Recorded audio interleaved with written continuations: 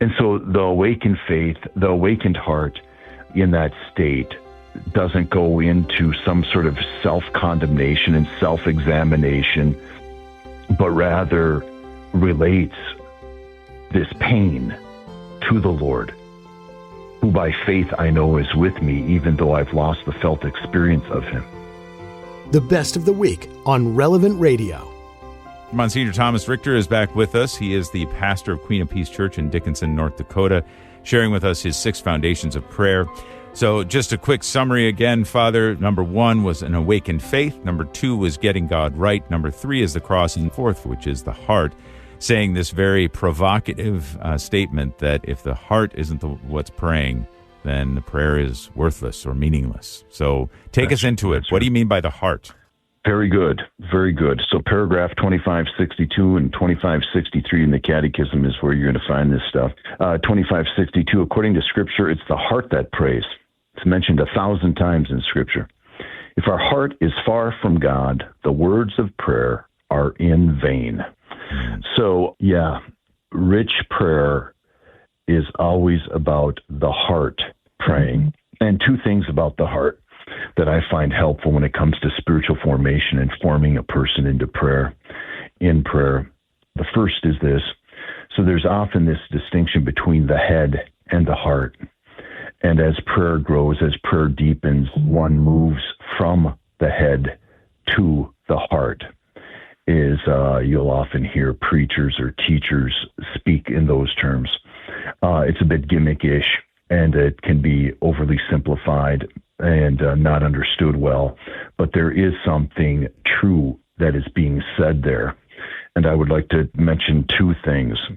So the distinction between the head and the heart is not a distinction between thoughts and feelings. To move from the head to the heart isn't to move from thoughts to feelings. The Scriptures is full of the thoughts of the heart. The thoughts of the heart. The heart has thoughts, just as the head has thoughts.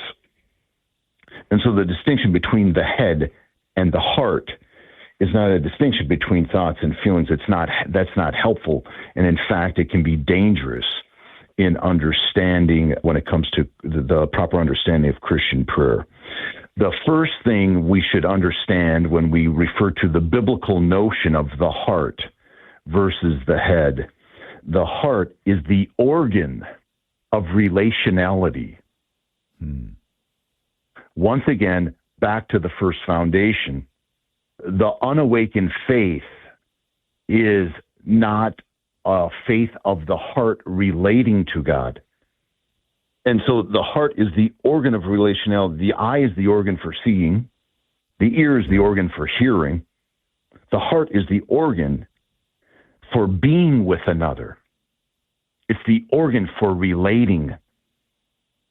The heart was made for communion, for being in union with another. And so the heart is the organ for prayer because it is what brings our thoughts and our desires and our feelings, our lives, the content of our interior to God, to be with God in all of this. This is what the heart does. In other words, the heart wants relationship, and therefore it's disposed to relating. A wounded heart, a heart that's been wounded, a heart that's been hurt, a heart that's been taken advantage of, that heart doesn't want to relate. It hides. It protects itself. It stops relating. As we see in the Scriptures, after Adam sins and is now wounded by evil, is now wounded. The Lord was trying to protect him from being wounded by evil. He doesn't listen to the Lord, and now he receives evil into his heart. His heart is wounded. The Scriptures say that resulted in him hiding from God. Right. A healthy heart relates, an unhealthy heart doesn't. It hides. It stays inside. It protects. St. Augustine has that beautiful, beautiful line. He says, the spirit of evil, so the first experience of personified evil for you and me, the spirit of evil is incurvatus est in se, which is Latin for the spirit of evil is any movement that curves me in on myself. Yeah. The spirit of evil is curved in. The spirit of evil is non-relational. Mm-hmm. The enemy thinks about God all day, won't relate to him, won't bring his need to him, won't open up to him. And so the heart is about this faculty in me that wants to be open and turn to God. So praying with the heart is now about growing more and more and more and more in relationality, more and more in sincerity, more and more opening up, more and more not being alone. The definition I teach my kids, students, for original sin is self-made aloneness in one's heart around one's need. This is self-pity. Self-pity, I need mercy. I need mercy, but I just sit in myself. Self-loathing, I need to be encouraged. I need someone to tell me I'm not, but I just sit alone in myself. This is what the unredeemed heart does. And so growing in prayer is this effort to reach out and break out of the prison of myself. And so much of learning to pray and growing in prayer is about growing in relationality before God. So the great pain for an awakened heart, Patrick, is the felt experience of being alone. Mm-hmm. Yeah, I'm getting that. Unawakened faith doesn't feel that much. The great pain for an awakened heart, the heart that has met God and his presence has become the greatest joy in my life, and friendship with him has become the greatest joy of my life. The awakened heart now, what makes it suffer is the felt experience of being alone.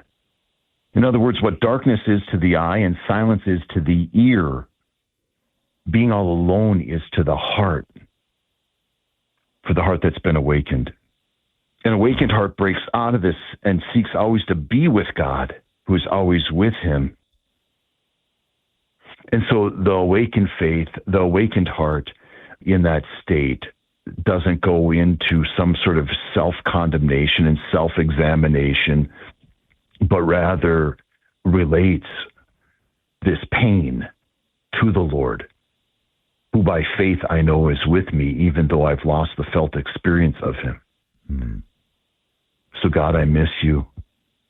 It's very difficult to enjoy my day without you. Mm-hmm. I offer this and hold this before you. This is praying with the heart. I would say a nice image for praying with the heart, Patrick, is St. John with his head on the heart of Jesus at the Last Supper. Sure, yeah. He's still having thoughts. He's still thinking. He still has desires. He still has feelings. But he's relating all of them now to the heart of Christ. He's praying with his heart. Second, the other distinction, which is very close to the first between the head and heart, is a difference in depth. It's a difference in depth.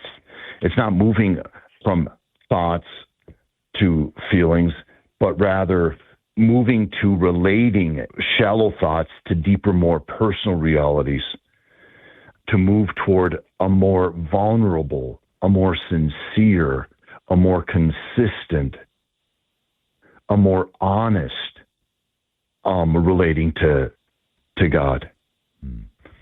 So, God, I'm mad. Okay, that's nice. And every person who gets mad should be sharing that with God.